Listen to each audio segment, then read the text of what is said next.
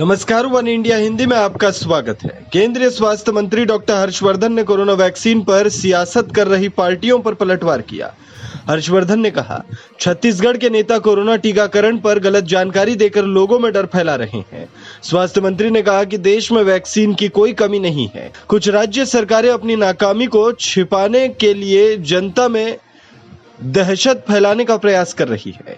केंद्रीय स्वास्थ्य मंत्री ने महाराष्ट्र का नाम लेते हुए कहा कि टीकों की कमी को लेकर वहां जनप्रतिनिधियों के बयान सामने आए हैं।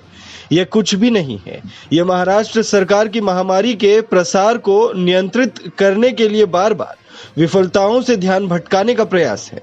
स्वास्थ्य मंत्री ने कहा कि वैक्सीन की कमी के आरोप पूरी तरह से निराधार हैं। उन्होंने कहा कि एक स्वास्थ्य मंत्री के रूप में पिछले साल महाराष्ट्र सरकार की ओर से वायरस से लड़ाई का मैं गवाह रहा हूं।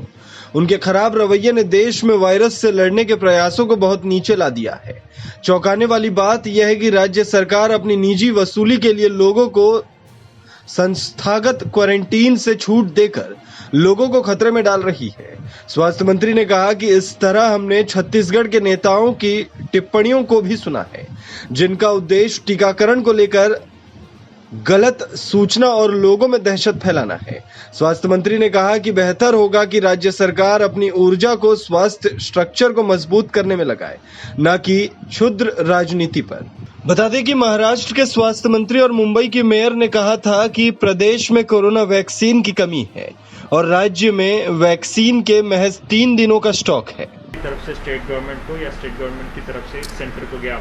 देखो, अभी भी मेरे पास आरोग्य चेयरमैन प्रवीणा मोरजकर आई है यही कहने के लिए कि वैक्सीन का उनको सताने वाली बात है। अभी अपने महाराष्ट्र के मुख्यमंत्री सम्माननीय उद्धव जी ठाकरे सर, अपने महाराष्ट्र के आरोग्य मंत्री टोपे सर, उन्होंने पत्र भी भेजा है, वो बातचीत भी चल रही है। अभी कल मैंने सुना कि प्रवीण दरेकर जी जो विरोधी पक्ष नेता थे वो भी बातचीत कर रहे, तो अच्छी बात है ना। सब मिला के मुंबई को बचाना है, महाराष्ट्र को बचाना है, सब मिल के करते, क्योंकि अभी लोगों का भरोसा वैक्सीनेशन पे आया है। लोग चाहते हैं जल्दी नागरिक चाहते हैं कि जल्दी वैक्सीन ले और हम कोरोना मुक्त हो। तो अभी वैक्सीन जो संख्या है, कल